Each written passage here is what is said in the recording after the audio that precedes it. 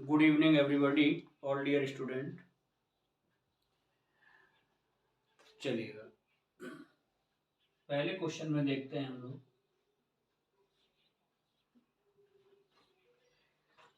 किसी वस्तु को 18% लाभ पर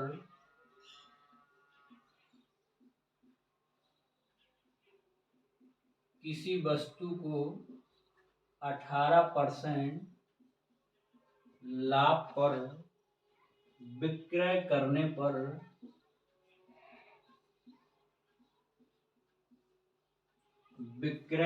पर विक्रय मूल्य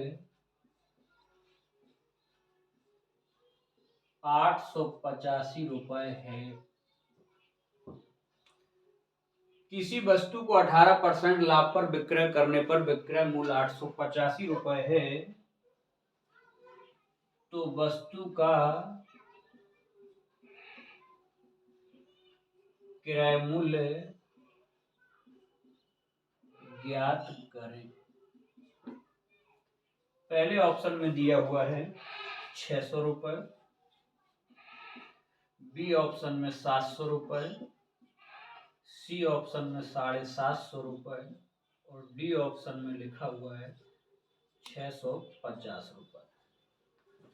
तो लाभ हानि का ये सवाल आप लोगों के बीच में है। तो लाभ हानि के ऐसे सवालों को हल करने के लिए हम एमएस रूल के मुताबिक अगर देखेंगे तो 100% हमेशा मन ही मन में क्रय मूल्य 100 मानते हैं। मन ही मन में 100% यानी कि क्रय मूल्य हम मान लेते हैं। और अगर क्वेश्चन में लाभ कह दिया जाए तो 100 पे बढ़ जाते हैं, हानि कह दी जाए तो 100 से घट जाते हैं। तो देखो 18% का लाभ हुआ तो ये 100 पे बढ़ जाएगा, तो यही 118% बराबर के आपको दिया है 885 रुपए। और याद रखिएगा एमएस रूल के मुताबिक हमेशा क्रय मूल्य ज्ञात करने के लिए आप हमेशा 100% पर लौटेंगे। तो बस 100 पर लौटे आइएगा तो कैलकुलेशन हो जाएगी 885 गुणित के 100 और बटे 118। काटा पैड़ी कर दीजिएगा। 118 का आधा करोगे तो 59 होगा, और 100 का आधा करोगे तो 50 होगा। और अब आपको पता हो ये 59 से काटोगे 885 तो 15 बार कट जाएगा और 15 पना होता है 75। तो करेक्ट आंसर आपका हो गया 750 रुपए। तो आंसर हो जाएगा सी 750 रुपए। ओके, ये आपका 2 लाइनों में सवाल सॉल्व हो जाता है यदि आपकी कैलकुलेशन फास्ट है। अगर नहीं पता है तो इस तरह से आप ऐसे भी देख सकते थे। किसी वस्तु को 18% लाभ पर, तो पी का वैल्यू 18% दिया हुआ है और विक्रय करने पर सेलिंग प्राइस जो विक्रय मूल्य है वो 885 रुपए है। आपसे कॉस्ट प्राइस पूछा गया है, तो वी नो दैट हम जानते हैं कॉस्ट प्राइस बराबर होता है सेलिंग प्राइस 100/100 प्लस के पी। इसे सॉल्व कर देंगे तो एसपी दिया 885 गुणित के 100 और बटे हो जाएगा 118। तो आप इसको काट पढ़ के आंसर वही आ जाएगा। तो बात वही है। हम नेक्स्ट क्वेश्चन की ओर चलते हैं, दूसरे क्वेश्चन पर।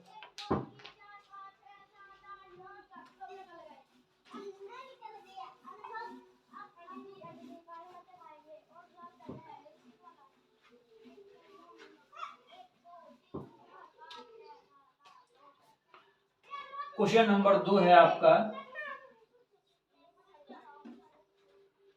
एक धनराशि 7 वर्ष में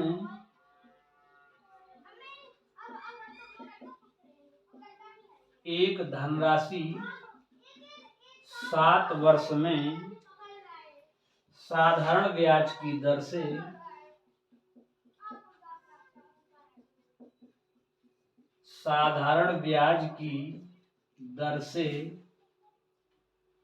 दोगुनी हो जाती है।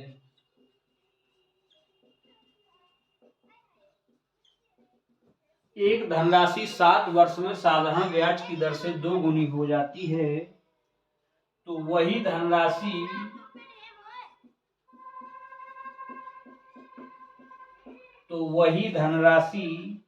कितने वर्षों में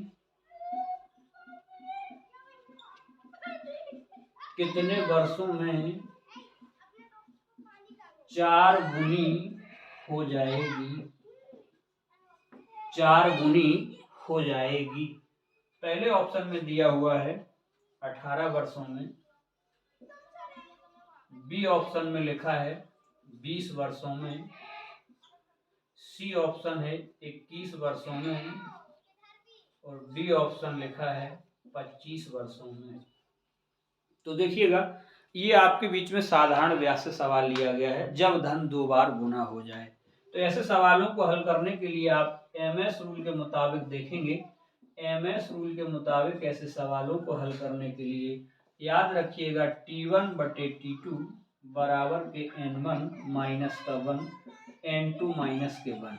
जहां पर याद रखना है क्या है, जहां पर N1 व N2 क्रमशः गुना होते हैं, क्रमशः क्या होते हैं, गुना, पहला गुना और दूसरा गुना। 7 वर्षों में T1 का मान दिया हुआ है, T2 हमें ज्ञात करना है। साधारण ब्याज की दर से 7 वर्षों में 2 गुनी हो जाती है, तो 2 माइनस के 1, और वही धनराशि कितने वर्षों में 4 गुनी हो जाएगी, तो 4 माइनस के 1। 7 बटे T2 बराबर के 2 में से 1 गया 1, 4 में से 1 गया 3, त्रियक गुणा कर देंगे तो T2 बराबर 7 तिया, करेक्ट आंसर हो जाएगा आपका 21 वर्ष, 21। तो यहाँ पर करेक्ट ऑप्शन आपका हो जाएगा सी। ओके, चलिए तीसरे क्वेश्चन को देखते हैं।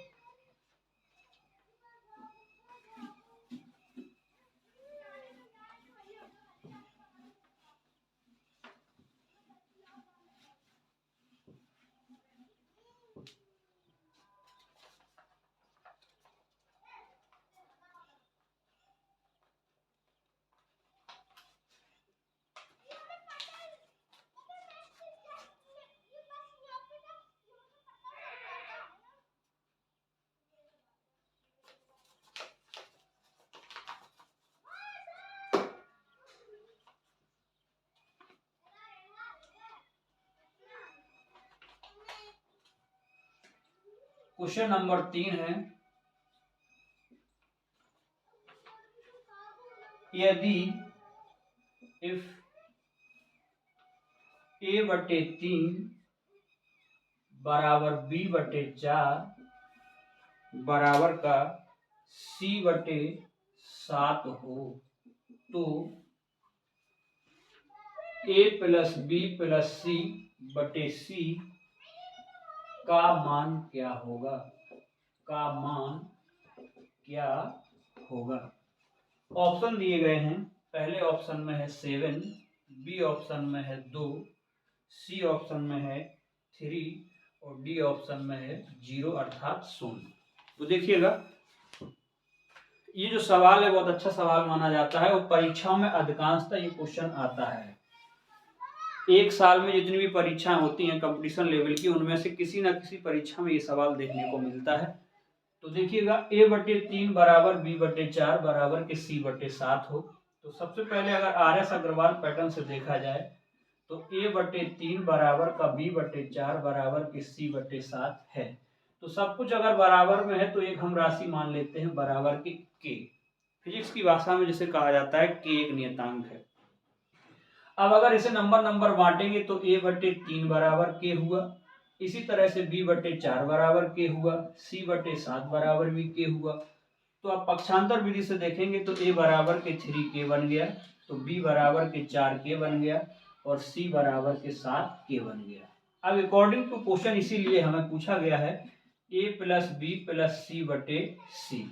तो बोलो, a का मान हम रख देंगे 3 के, b का मान रख देंगे 4 के और c का मान रख देंगे 7 के, और बटे में c का मान ओनली लेना है तो 7 के। यहाँ पर देखा हमने 4 3 7 7 7 14 के हो गया, और 14 के में 7 के का भाग देंगे तो के से के कैंसिल हुआ, 7 का भाग 2 में दिया तो 7 दूनी 14। तो करेक्ट आंसर आपका हो गया 2। तो ये आपका ऑप्शन हो जाएगा बी। एक तो तरीका ये था, एक तरीका हम इसको ऐसे भी ले सकते हैं, ओरल सुनेंगे। ओरल सुनने में क्या होगा, के नहीं लगाना होगा, तब हम उसे कहेंगे एमएस रूल के मुताबिक अगर कोई भी राशि अनुपात समानुपात में, आपको ये टॉपिक काम भी आएगा, ट्रिक को बड़े ध्यान से सुनिएगा। अगर अंश वाला मान एकदम स्वतंत्र है, स्वतंत्र का मतलब है उसमें कोई अचर राशि नहीं है, एक्स वाई जेड है या ABC है, इनके साथ में ना तो 2 जुड़ा, ना 3 जुड़ा, ना 4 जुड़ा, ये स्वतंत्र हैं, तो ये इनके जो हर में जो मान लिखा है वो मान ज्यों का त्यों भी आप डायरेक्ट मान सकते हैं। जैसे लिखा हुआ है A/3 बराबर के B/4 बराबर के C/7। तो देखो A B C के साथ में कुछ भी नहीं आया। अगर 2A/7 लिखा होता, 3A/4 लिखा होता तो हम कंफ्यूज होते। तो ये मान डायरेक्ट A का मान 3 है, B का मान 4 है, C का मान 7 है। तो आप डायरेक्ट भी ट्रिक का उपयोग कर सकते थे, A + B + C/C। तो इसका मतलब 3 + के 4 + के 7/7, 7 4 3 7 7 14, 14/7, 7 दूनी 14। तो के लगाने की जरूरत नहीं थी। ये याद रखिएगा, कभी भी अगर अंश वाले मान स्वतंत्र हैं, एकदम फ्रीडम है, इनके साथ कोई अचर राशि नहीं जुड़ी है, तो हम यहाँ पर कुछ ना कुछ करके सॉल्व कर देंगे। नेक्स्ट क्वेश्चन चौथा।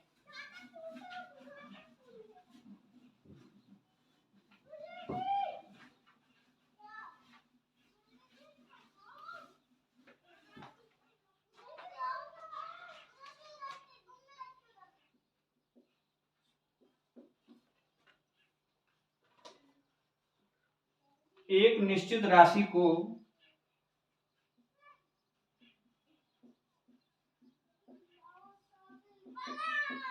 एक निश्चित राशि को 10% प्रतिवर्ष पर 4 वर्ष के लिए साधारण ब्याज पर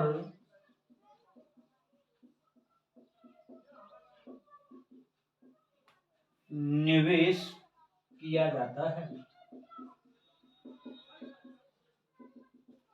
एक निश्चित राशि को 10% प्रतिवर्ष पर 4 वर्ष के लिए साधारण ब्याज पर निवेश किया जाता है यदि 2 वर्ष के अंत में और 4 वर्ष के अंत में 2 वर्ष के अंत में और 4 वर्ष के अंत में ब्याज में 400 रुपए का अंतर हो। 400 रुपए का अंतर हो तो वह राशि ज्ञात करें, अर्थात मूलधन ज्ञात करना है। क्वेश्चन में आपको पहले ऑप्शन में दिया गया 2400 रुपए, बी ऑप्शन में लिखा हुआ है 1600 रुपए, सी ऑप्शन में है 1800 रुपए और डी ऑप्शन में दिया हुआ है 2000 रुपए। तो देखो सवाल को थोड़ा इस तरह की लैंग्वेज यहाँ पर फिट की गई है जिससे आप कंफ्यूज हो जाएं, बट सवाल एकदम सरल है, 3 लाइन से ज्यादा लाने नहीं बनेगी। एक निश्चित राशि को 10% प्रतिवर्ष पर 4 वर्ष के लिए साधारण ब्याज पर निवेश किया जाता है। ये लाइन एकदम बेफिजूल की है। इसमें पहले से ये शो कर दिया कि 10% वार्षिक दर से 4 वर्ष के लिए रहना है। तो यहाँ पर अब इसी को देखो 2 वर्ष के अंत में और 4 वर्ष के अंत में, तो यहाँ से हमें दर ले लेनी है 10%। तो ऐसे सवालों को हल करने के लिए एमएस रूल के मुताबिक हम फटाफट देखते हैं, ना तो हमें पी कुछ करना है ना कुछ लिखना है। क्या करना है, दर और समय के गुणनफल को हम ब्याज कहते हैं, साधारण ब्याज में, याद रखिएगा। दर और समय का यदि मन ही मन में आप गुणा कर लेते हैं तो वो राशि आपकी ब्याज बन जाती है। तो यहाँ पर एक तो कंडीशन 2 बार ब्याज है, एसआई फर्स्ट और एसआई सेकेंड। एक एसआई 2 वर्ष का है, एक एसआई आपका 4 वर्ष का है। तो हम यहाँ पर देखेंगे दर 10 है, समय 2 वर्ष है, तो 10 दूनी 20, ये आपका ब्याज हो गया। और यहाँ 4 वर्ष के लिए हो जाएगा तो 10 चौकों 40% हो गया। अकॉर्डिंग टू क्वेश्चन यहाँ लिखा हुआ है कि इन दोनों में 400 रुपए का अंतर है। तो क्वेश्चन में जो शर्त दी जाए उसी के अनुसार हम काम करते हैं। अगर योग दिया जाता तो योग करते, यहाँ अंतर दिया हुआ है तो अकॉर्डिंग टू क्वेश्चन इन दोनों का हमने अंतर निकाला तो ये 20%, यही 20% बराबर प्रश्न में दिए गए 400 रुपए के बराबर होगा। और याद रखिएगा रट्टा मार में कभी भी साधारण ब्याज में हमें मूलधन ज्ञात करने के लिए हमेशा 100% पर लौटना होता है। कहाँ पर लौटना होता है, 100% पर। तो 100% बराबर पे लौटेंगे तो 400 गुणित के 100/20 और ये हो जाएगा 20 पंचे 100, 5 चौको 20, तो करेक्ट आंसर हो जाएगा 2000 रुपए। मूलधन की राशि कितनी हो गई, 2000 रुपए। ना आपको बेसिक से सोचना है ना कुछ करना है। नेक्स्ट क्वेश्चन पे चलते हैं 5 में। याद इतना रखना है कि दर और समय के गुणनफल को ब्याज कहा जाता है।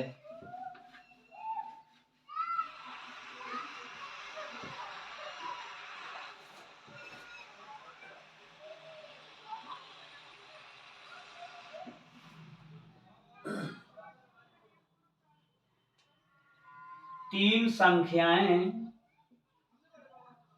ये भी अच्छा क्वेश्चन है। तीन संख्याएं 12:9:4 के अनुपात में है।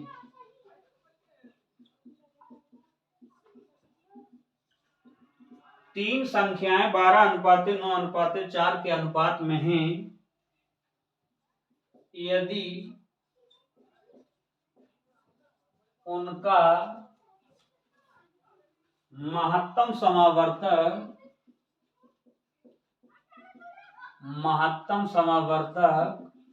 5 है तो उनका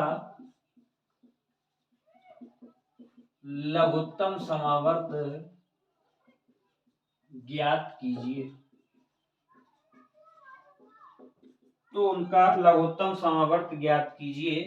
पहले ऑप्शन में दिया हुआ है 360, बी ऑप्शन में है 120, सी ऑप्शन में है 90 और डी ऑप्शन में लिखा हुआ है 180। देखिएगा, ये भी बहुत अच्छा सवाल है, लासा मासा से लिया गया है। और लासा मासा का अच्छा सवाल इसे कहेंगे क्योंकि कम जानकारी देकर के सवाल पूछा है, लेकिन सवाल कम शब्दों में ही लग जाएगा। आपको बस यहाँ से एक कंसेप्ट सीखना है।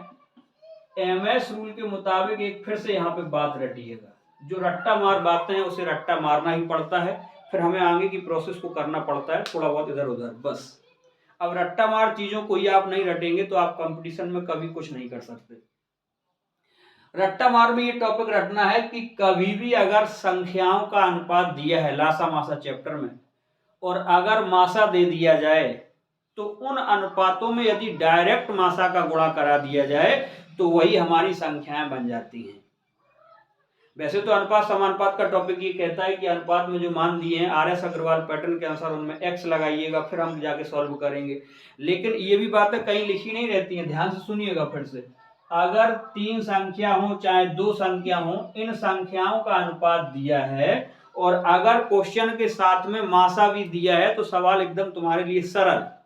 हम डायरेक्ट मासा की राशि का संख्याओं में अगर अनुपातों में गुणा करा देंगे तो वो डायरेक्ट संख्याएं बन जाती हैं। तो देखिएगा यहाँ पर लिखा हुआ है तीन संख्याएं, पहली दूसरी तीसरी। तीन संख्याएं जो है 12:9:4 के अनुपात में है और इनका मासा दिया हुआ है कितना, 5। तो आप नंबर से 5 का गुणा करा दीजिए। 12 पंचे 60 हो गया, ये 9 पे 5 45 हो गया और ये 5 चौकों 20 हो गया। ये अगर क्वेश्चन कभी ये कह देता कि तीनों संख्याएं क्या होंगी तो बस आंसर 60 45 20, ये हमारी तीन संख्याएं होंगी। अब क्वेश्चन ने ये कहा कि इनका मासा ज्ञात करो, लासा ज्ञात करो लघुत्तम समावर्तक। तो 60 45 20 का लासा निकालने के लिए एक तो विधि परंपरागत वही है कि हम इस तरह से स्ट्रक्चर बनाते हैं। सबसे पहले 2 का भाग फिर 3 का भाग, जब तक देते रहते हैं जब तक सबके नीचे 1 1 1 ना आ जाए। तो यहाँ करेंगे, यहाँ हो गया 30, यहाँ 45, यहाँ 10, फिर 2 का भाग दिया तो यहाँ 15, 45 ज्यों का त्यों, यहाँ 2 पंचे 10, फिर हमने 3 का भाग दिया तो 3 5 15, 15 3 45, 5 ज्यों का त्यों, फिर 3 का भाग दिया तो 5 3 5 15 5। अब 5 का भाग दिया तो 1 1 1 सबके नीचे आ गया, यहीं पर रुक जाते हैं। अब जो राशि आई है इनका हम गुणा कर देंगे तो 5 3 15, 15 3 45, 45 दूनी 90, 90 दूनी 180 आपका करेक्ट आंसर हो गया। अब इसमें एक भाषा सुनिएगा, लासा आखिर होता क्या है। लासा वह राशि होती है लघुत्तम समावर्तक जो दी गई संख्याओं से पूरा पूरा कट जाए, यानी कि जितनी भी संख्याएं दी हैं उन सारी संख्याओं का उस वाली संख्या में भाग पूर्णता चला जाए। और वो होगी कैसी, सबसे छोटी संख्या। बड़ी तो और भी होगी बहुत सारी भाई, बड़ी राशि में छोटी राशि का समाना तो मुमकिन है, लेकिन उन राशियों का छोटी से छोटी राशि ज्ञात करना ही क्वेश्चन बन जाता है। तो ऐसे सवालों को हल करने के लिए इस तरह से भी लासा निकाला जाता है। या फिर आप वर्क एंड टाइम का कंसेप्ट देखिएगा। 60, 45, 20 में आप मन ही मन में बड़ी राशि को उठाइए हमेशा लासा ज्ञात करने के लिए। थोड़ा सा कॉन्सेप्ट सरल हो जाता है इससे, वो कभी कभार ही काम आता है, नहीं परंपरागत विधि को ही हमें अलाउ करना है। हमने देखा 60, 45, 20 में सबसे बड़ा डिजिट कौन सा है? 60। तो 60 को ही मन में आप इसके गुणज करते चले जाइएगा। तो 60 एकम 60। अब 60 तो 60 से कटेगा, बट 45 से नहीं कटेगा, 20 से कटेगा। और लासा का मतलब होता है कि सबसे कटना चाहिए। आगे चेक किया, 60 एकम 60, 60 एकम 60 से काम नहीं बना। हमने किया 60 दूनी 120, दूसरा गुणज तो 120। अब 60 से तो 120 कटता है, 20 से भी कटेगा, बट 45 से नहीं कटता। तो यहाँ पर भी समस्या खड़ी हो गई, इसको भी इग्नोर कर दिया। अब 60 का तीसरा गुणज हमने देखा तो 60 तिया 180, 60 तिया 180 किया, और तुरंत चेक करेंगे सबका भाग जा रहा कि नहीं जा रहा। जहां पर सबका भाग चला जाएगा वही आंसर हमारा मान हो जाएगा। और अगर जहां तक नहीं जाता है तो हम नंबर वाई गुणज करते चले जाएंगे। तो यहाँ पर 60 तिया 180, 45 को 180 और 20 नम्मा 180, तो यही राशि 180 है जो कि हमारा लासा होगी। तो ये कभी कभी काम आता है, इसको भी दिमाग में रखिएगा। और नहीं आता है तो हमें परंपरागत विधि से तो लगाना ही लगाना होगा। क्वेश्चन नंबर 96 पे चलते हैं।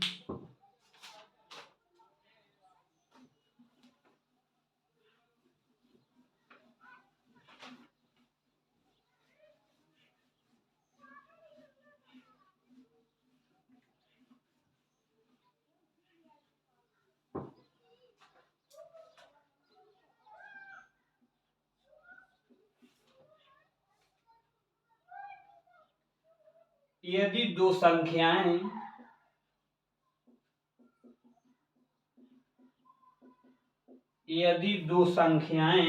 एक तीसरी संख्या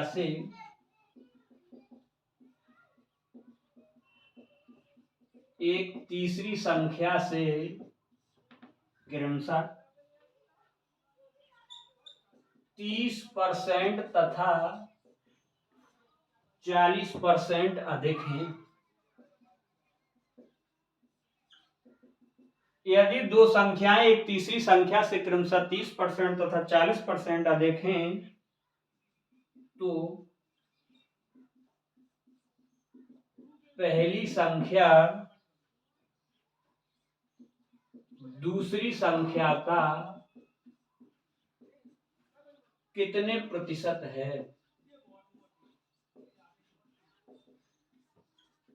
ऐसे सवाल भी अक्सर परीक्षाओं में पूछे जाते हैं। पहले ऑप्शन में लिखा हुआ है 94 सही 1/7%। बी ऑप्शन में लिखा हुआ है 92 सही 6/7%। सी ऑप्शन में लिखा हुआ है 90 सही 1/2%। और डी ऑप्शन में लिखा हुआ है नन ऑफ दीज, इनमें से कोई नहीं। कोशिश करिएगा। यदि दो संख्या एक तीसरी संख्या से क्रमशः, तो ऐसे सवालों को भी हल करने के लिए एमएस रूल का बहुत अच्छा फंडा है। आप ध्यान से देखिएगा, जितनी कहा उतनी संख्याएं बना लो, जिससे कंपैरिजन किया सबसे पहले उसी को हम अपने मन से 100 मान लेते हैं। दो संख्याएं एक तीसरी संख्या से, तो तीसरी को 100 मान लिया। 100 क्यों माना? इसका भी रीजन होता है क्योंकि 100 एक ऐसी राशि होती है जिस पर सीधा बढ़ा जा सकता है और सीधा घटा जा सकता है। अब दो संख्याएं क्रमशः 30% तथा 40% अधिक हैं, तो इसका मतलब है ये 130 और ये 140 हो गया। अब क्वेश्चन को पढ़िएगा, पहली संख्या दूसरी संख्या का, इसको भी हम देख सकते हैं, का जिसमें लगा रहता है वो डिजिट हमेशा नीचे रहती है। तो पहली संख्या 130 है और दूसरी संख्या का अर्थात 140 का कितने प्रतिशत है? 130/140 लिखो। और कुछ ही किसी भी झंझट में आपको नहीं पढ़ना है। आप एक बात याद रखिएगा, किसी भी राशि को परसेंटेज में लाने के लिए 100 का गुणा हमेशा किया जाता है। बस काटा पैड़ी आंसर, एक बिंदी से एक बिंदी खत्म। ये 2 × 14 और ये 50 हो गए, 13 × 5 = 65। 650/7 को सॉल्व करिएगा। अगर विकल्प कोई टच कर जाए तो वही आंसर, अर्थात नन ऑफ दीज। तो यहाँ पर हम देखेंगे 7 × 9 = 63। अब 65 था तो 2 बचा, 20 हो गया। यहाँ 7 दूनी 14, 6 बचा। तो करेक्ट आंसर हो जाएगा 92 सही 6/7% आंसर। ऐसा ऑप्शन कोई है तो वैसा ऑप्शन है बी। Okay, thank you.